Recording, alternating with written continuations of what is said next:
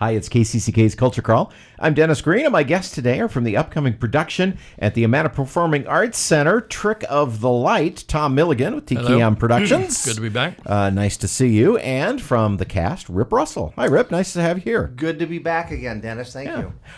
So this is something of a premiere, Tom. It is. I don't think it's been done in Iowa. I know it hasn't been done in eastern Iowa. I looked last night. I checked because I had the wrong date. It was written in 2019. It's by Peter Moore, who is Ink is hardly dry. It is. It's still smudging on the pages a little bit. But it was written by Peter Moore, who is from Minneapolis. He has just a ton of theater credits from Minneapolis, a lot at the Guthrie Theater and things like that. And Deb found it online. And it was one of those things where they give you the first 15 pages to read. And she said, I want to know what happens on page 16. So that was a good sign. Okay. When someone who reads as many plays as Deb Kennedy is that engaged, it that's caught a good her sign. eye, and so we ordered the whole thing, and it's a very interesting play, and Rip can talk about his character and all that stuff, but it's the first time it's being done. I don't think it's been done a lot, but I have a feeling it probably will once it gets out a little bit more. So Rip, give me the back of the book. Back of the summary. book plot summary. Well, yes. It involves a middle-aged man, named Eddie, who discovers inadvertently, just by a series of just random events, that he can disappear. He can make himself invisible. And, of course, he's freaking him out a little bit. He's trying to understand why that is and how it happened. And he has some buddies that he meets with on a regular basis for breakfast. And I won't go into details about all the different characters, but it just sort of speaks to all of us as we get older, at least speaking for myself, about how we kind of disappear. You know, we're visible in one moment of our lives, and then all of a sudden we're not there anymore. So it's a metaphor, I think, for life as well. But the fact that that's the ramifications, that's the little the backstory of the play. But it's an interesting story, and it has some really wonderful, tender moments and relationships. And it's an original piece, and we're just really excited to do it. Now, I don't think this is too much of a spoiler, but complicating his experience is that he doesn't become invisible to everyone. That's true. He doesn't become invisible to a certain person, his wife, and that also speaks to the fact that they know each other so well. They have such a terrific relationship. And she says in the play, again, not to give a whole lot away, that there is no way that I could never not see you. So it speaks to relationships then, too, how good and how solid their relationship is, that he's not able to vanish in front of her, but he can vanish in front of other people with different results, of course, and the reactions of all the different characters, trying to understand what it's about, how they can help Eddie figure it out and control it. It's just really a nice little piece. Yeah. Now, we're all of a certain age here. So have you had that experience where you realize that, okay, I'm here, but these people are not seeing me? Yeah, I think I have too. I retired a couple of years ago, and so in a way, I just sort of disappeared from one scene. Not completely altogether. I still work a little bit of part-time, but I know exactly what you're like. I mean, I'm not the same person I was 40 years ago when I was in my 20s. And so I think that does speak to all of us, and it's really what you make of that. You can disappear into the woodwork at your own level, but really it's what you make of your own situation to become visible back again, in a way.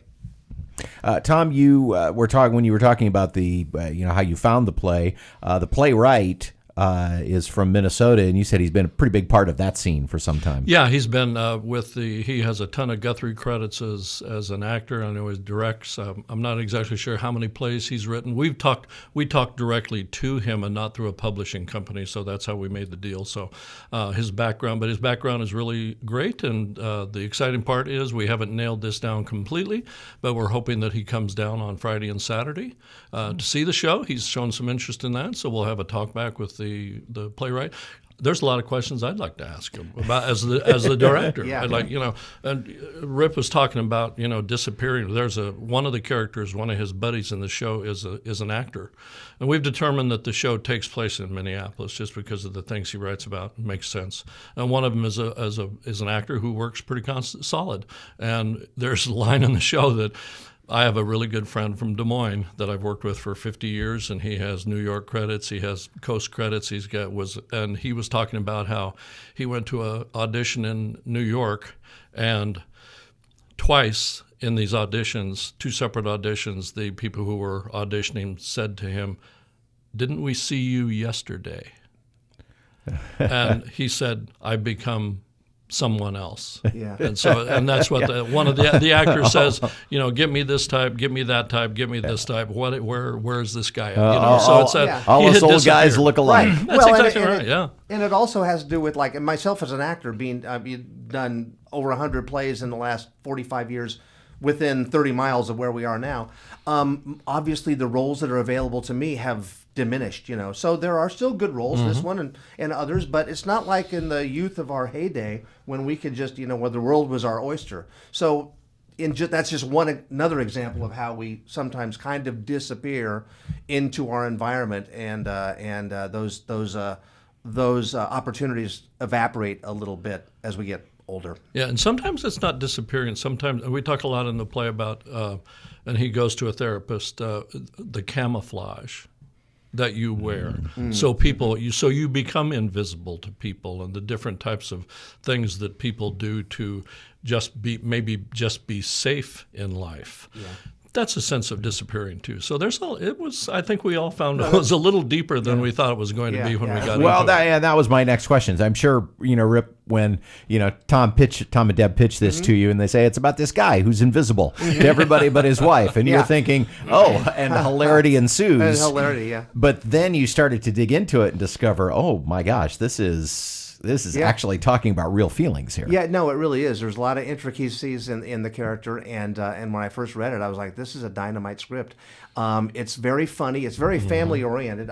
Family-oriented. Probably we decided maybe PG-13 or something. There's no language in it, but, it deals with obviously some adult themes with the relationships and his buddies. And one of his pals tells jokes a lot of time. The other one is the actor. So speaking of what Tom was just saying, those are kind of 2 ways that those characters can become invisible, to people, or hide, or use that camouflage, or hide behind, those roles, which of course we all do. So, but it's a terrific script, and I jumped at the chance when they brought it to me a few months ago.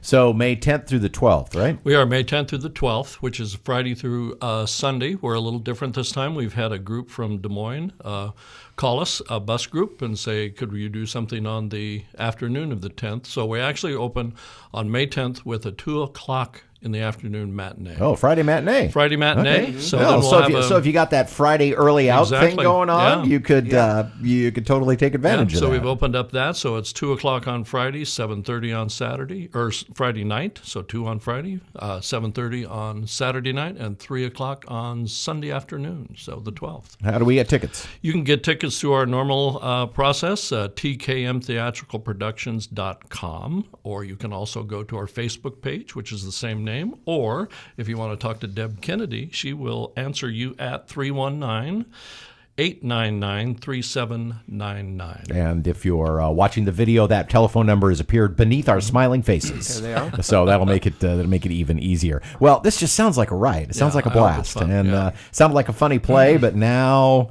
I'm even more interested, engaged because I've had those times of people looking through me too. So.